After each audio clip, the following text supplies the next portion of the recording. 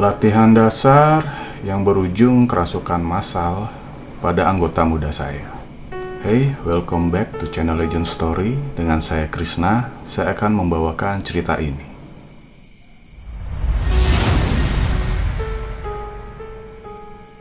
Kali ini saya akan bercerita tentang kerasukan massal yang terjadi di sebuah latihan dasar atau latdas, yang membuat satu malam pada saat latdas tersebut sangat mencekam.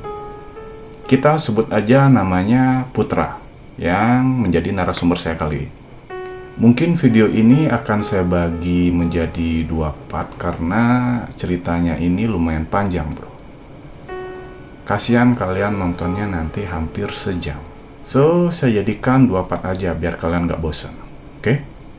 Disclaimer, cerita ini adalah cerita real, tapi saya kembalikan ke kalian untuk percaya atau tidak. Karena menurut saya cerita ini sangat perlu disampaikan ke media atau ke kalian. Karena akan memunculkan aware dan tetap berlaku sopan dimanapun kita berada. Walaupun tempat tersebut memang jarang dijamah oleh manusia ya. Karena kejadian di luar nalar manusia, dimanapun itu bisa terjadi bro. Apalagi kita tidak tahu sejarah dari tempat tersebut. Dan berlaku seenaknya di tempat yang tidak kita ketahui. Ini cerita dia pada saat masih mengenyam pendidikan tinggi bro. Jadi mahasiswa lah di salah satu kampus teknologi yang lumayan terkemuka di Bali. Putra tergabung dalam mahasiswa pencinta alam atau Mapala yang menjadi salah satu ekstra di sana. Mungkin ada beberapa anak Mapala yang menonton video ini. Kalian pasti relate banget kayaknya dengan cerita si Putra ini. Yang bisa saya beritahu, anak-anak Mapala itu sangat menyukai tantangan baru dan tempat baru. Walaupun itu memang agak creepy atau memang sangat creepy bro. Tanpa berlama-lama lagi, kita mulai ceritanya. Di suatu sore menjelang malam, Putra dan teman-temannya sedang merencanakan suatu kegiatan nih bro. Ya kegiatan Mapala pastinya kan, yang sudah mereka schedulekan untuk tahun ini karena sudah memasuki ajaran baru. Nah, kalau tahun ajaran baru kan otomatis mahasiswa baru akan masuk bro. Nah, mereka mempersiapkan hal tersebut untuk rekrutmen anggota-anggota baru mereka nanti. Karena pasti dari kampus menginstruksikan bagi para mahasiswa baru ini untuk memilih ekstra di luar pelajaran kampus pastinya. Untuk mengumpulkan poin keaktifan setiap tahunnya untuk mereka bisa menyusun skripsinya nanti pada saat di akhir semester. Putra dan teman-temannya pun mulai membahas nih perencanaan aktivitas mereka setahun ke depan, plus persiapan menerima anggota muda untuk masuk ke organisasinya mereka, ke mapalanya mereka ya. Setelah mereka selesai rapat untuk merencanakan semuanya, hari pun berganti malam nih. Mereka mengobrol santai sambil memanggang ayam, membuat sate untuk makan malam mereka bersama. Ya, hal-hal yang biasa dilakukan oleh anak-anak Mapala ya kalau lagi nongkrong. Setelah itu ada seseorang anggota senior nih yang nyeletuk. Untuk bagaimana kalau tahun ini kita latdasnya itu di pesisir pantai aja. Dia sempat mendengar ada tempat bagus di sebelah selatan Bali, di mana tempat itu ada sedikit hutannya. Ada tebing tinggi untuk panjat tebing, dan ada seperti dermaga terbengkalai di sana untuk istirahat panitia ataupun untuk menaruh barang-barang perlengkapan untuk latdas nanti. Soalnya agak bosen sih mereka karena latdasnya itu hanya di hutan dan di gunung terus. Sesekali ingin mencari suasana baru bro. Dari beberapa orang senior pun setuju nih, dan ada juga yang sedikit kritis bertanya, bagaimana medan di sana, dan misalkan ada kejadian tidak terduga atau jeleknya kecelakaan itu bagaimana nanti. Riuh pada saat itu ruangan ekstra Mapala sampai malam. Ada yang sedang mengerjakan skripsi tugas akhir mereka, ada yang menyanyi sambil bermain gitar, dan juga ada yang sibuk mengobrol.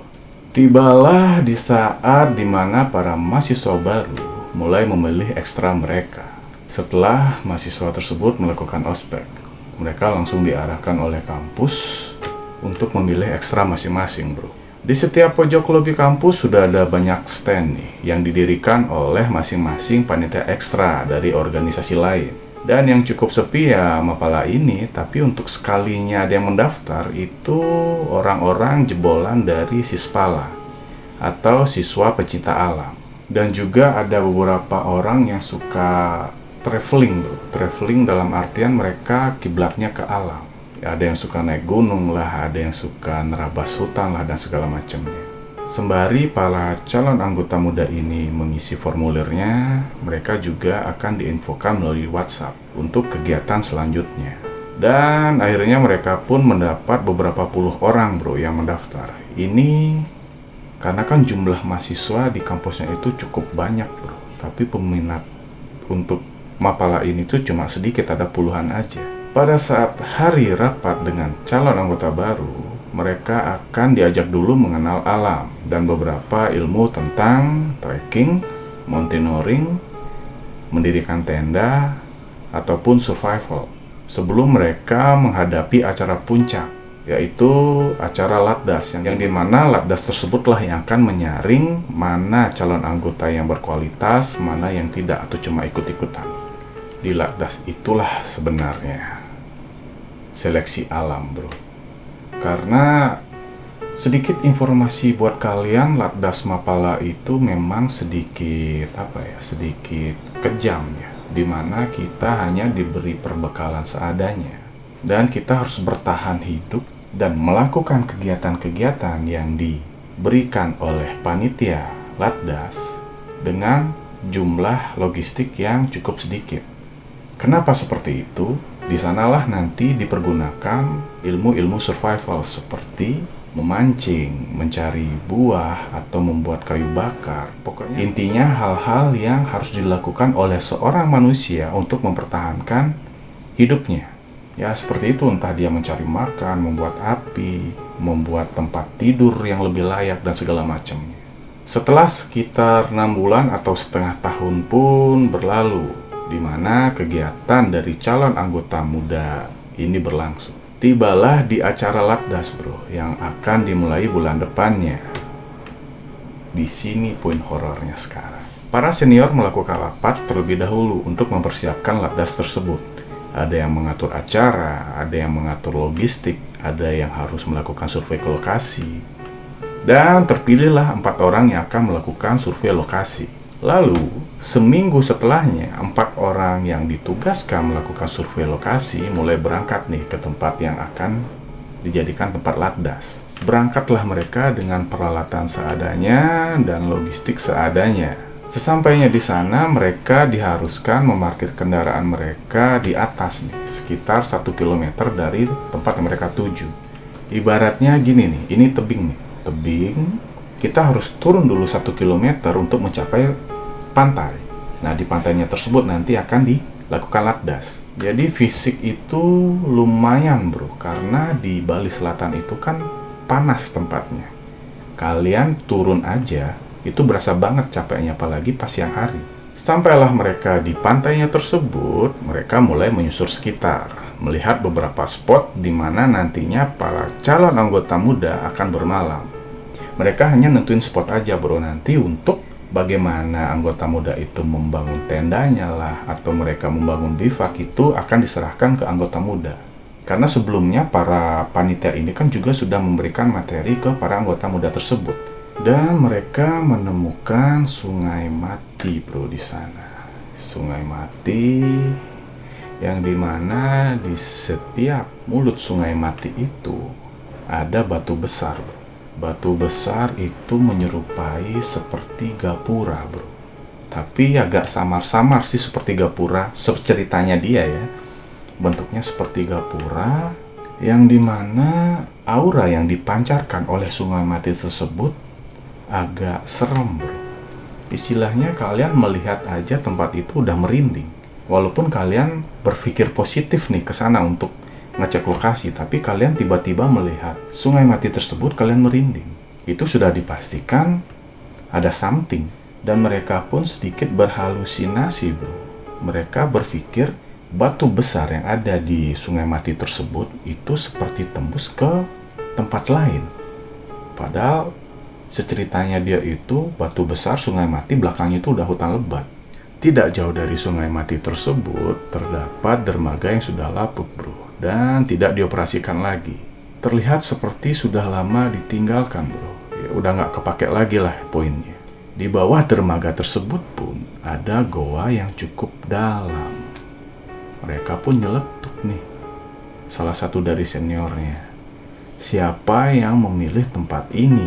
Kok vibe-nya serem banget? Ini lebih serem ketimbang di hutan bro. Kalau di hutan kan kita lebih siap karena kita tahu medan. Sedangkan di tempat ini kan kita baru nih. Kita nggak tahu apa yang ada di sini, ya. Dan bagaimana nanti cara menanggulanginya. Karena pada siang hari pun mereka merinding bro. Apalagi nanti pas sore menjelang malam itu gimana ceritanya kan? Tetapi mereka tetap berpikir positif. Mungkin hanya pikiran mereka aja bahwa tempat ini memang menakutkan. Ya, mereka hanya menghibur diri aja sih sebenarnya itu. Akhirnya mereka melanjutkan perjalanan. Mereka menemukan sebuah tugu bro. Itu sanggah kecil itu loh. Yang katanya si putra ini di sana berstananya penjaga di daerah itu. Dan untungnya mereka membawa sedikit snack lah untuk dihaturkan di tugu tersebut. Dan mereka meminta izin 2 minggu lagi akan memakai tempat ini selama 1 minggu. Tempatnya itu sangat strategis bro, dan pas banget untuk latdas. Tapi agak creepy juga sih. Setelah mereka mengecek spot-spot mana aja nih yang akan mereka pakai untuk para anggota muda untuk mendirikan tenda.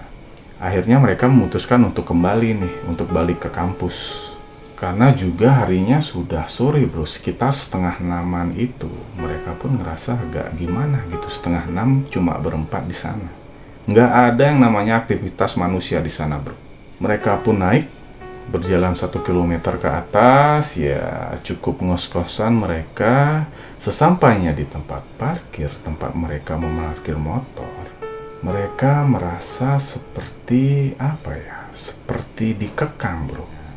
Karena tempat parkir tersebut itu sebuah tanah lapang yang dimana sekitarannya itu ditumbuhi dengan ilalang setinggi bahu manusia. Mereka seperti hilang arah bro di sana. Beberapa saat kemudian pun mereka tersadar nih dari lamunannya. Ini bau-bau mistis udah mulai terasa nih. Tempat tersebut memiliki sejarah yang cukup kelam bro. Itu akan saya ceritakan nanti pada saat conclusion, pada saat akhir video nanti. Kelam banget. Di sana terjadi tragedi masa lalu bangsa kita. Tapi saya nggak mau nyebut merek ya. Nah, setidaknya kalian pasti tahu di sana tempat apa nanti. Mereka pun memacu motor mereka untuk keluar dari lokasi tersebut. Sampai akhirnya mereka ketemu sebuah warung milik warga sekitar. Ya, sekedar hanya untuk beli minuman ringan dan membeli beberapa roti bro. Mereka lapar juga kan, karena logistiknya mereka tuh udah habis pada siang hari mereka makan. Sembari mereka meminum minumannya dan memakan sepotong roti, sang pemilik warung pun bertanya nih kepada mereka, "Kalian datang dari mana?" Salah satu senior pun menjawab bahwa dia dan teman-temannya tadi habis ke pantai yang ada di bawah, yang ada dermaga terbengkalainya itu. Dan kalian tahu ekspresi sang pemilik warung seperti apa? Sang pemilik warung pun memasang wajah tegang bro, dan memberitahukan bahwa tempat itu tengak atau angker. Sang senior pun mengiyakan nih, karena pada saat di lokasi dan di tempat mereka memarkir motor, dia merasakan ada hal yang aneh yang terjadi. Dan juga si senior ini bercerita tentang goa yang ada di bawah dermaga itu. Dengan panjang lebar, si pemilik warung pun menceritakan backstory tempat tersebut itu seperti apa. Apa aja yang terjadi di sana, kejadian apa aja yang ada di sana bro. Sang senior pun mendengarkan cerita dari pemilik warung sambil merinding bro. Kalian bayangkan, seorang anak mapala yang... Saya nggak membanggakan anak mapala ya. Saya juga anak mapala sebenarnya. Saya tidak membanggakan anak mapala. Anak mapala itu terkenal berani bro dimanapun. Terkenal berani dimanapun. Mereka hampir tidak takut dengan hal-hal yang seperti itu. Mereka malah menghormati hal-hal yang tak kasat mata istilahnya. Namanya aja Mapala kan, mereka pasti menghargai apapun yang ada di alam, bro. Tapi pada saat sang pemilik warung ini bercerita tentang backstory tempat tersebut, mereka merinding semua, mereka sedikit ketakutan. Sang senior dan 3 orang lainnya itu pun saling bertatap-tatapan. Apakah mereka mau lanjut atau tidak menggunakan lokasi tersebut sebagai tempat latdas? Semua pun diam, sedang berpikir apakah kita lanjut atau enggak. Karena waktu latdas tinggal 2 minggu lagi. Sepertinya tidak akan cukup mempersiapkan semuanya dalam waktu yang singkat. Akhirnya si senior pun menanyakan kepada si pemilik warung bagaimana caranya agar mereka dengan tenang dan aman melakukan latdas di lokasi tersebut. Dijawablah oleh si pemilik warung nih, kalian sudah lihat tugu yang berada di tengah tempat itu? Iya, begitu disauti oleh para senior. Di sana setidaknya kalian meminta izin dahulu dan ngaturin pejati. Pejati itu seperti sesajen, bro. Istilahnya kita kalau bertamu ke tempat orang, kita kan bawa teng-tengan. Ya seperti itulah gampangnya. Kita membawa pejati ke sana, sesajen di sana untuk memohon izin karena memakai tempat mereka dan memohon untuk dijaga agar tidak terjadi hal-hal yang tidak diinginkan. Dan si pemilik warung pun juga mengingatkan, kalian sebelumnya jika ingin menggunakan tempat tersebut, kalian harus meminta izin ke perangkat desa terlebih dahulu. Di mana pada saat terjadi hal yang tidak diinginkan, para perangkat desa itu bisa membantu kalian karena mereka mengetahui bahwa ada grup atau sekelompok orang sedang melakukan latihan dasar di sana. Sebenarnya saya agak penasaran, bro, pada saat si Putra menceritakan cerita ini. Apakah yang diceritakan oleh si pemilik warung tersebut sehingga membuat para senior ini merinding ketakutan, bro. Seminggu kemudian diadakan rapat lagi membahas tentang latdas tersebut. Semuanya sudah siap nih. Dan giliran panitia yang melakukan survei ke lokasi ditanya apakah spot-spotnya sudah ditandai. Dan keempat senior itu pun bilang sudah. Tapi di sana ada tugu, jadi mending kita bawa pejati dan canang untuk diaturkan di sana. Hitung-hitung kita meminjam tempat di sana, bro, untuk berkegiatan. Dan semua panitia pun mengiyakan karena di setiap latdas, nih khususnya Mapala di Bali ya, di setiap tempat latdas mereka akan melakukan kegiatan, mereka pasti bawa pejati, bro, dan diaturkan di pelinggih-pelinggih yang ada di sana. Istilahnya mereka meminta izin untuk memakai tempat tersebut agar tidak terjadi hal-hal yang tidak diinginkan. Dan ada nih salah satu anggota yang indigo, bro. Dia mendengarkan omongan keempat senior ini, terasa ada yang janggal. Dia nanya nih kepada 4 senior, ada apa aja di sana? Otomatis kan keempatnya diam, bro, nggak mau jawab dia. Setelah beberapa saat, salah satu dari seniornya itu pun menjawab nih, aku tahu kamu bisa lihat, bro.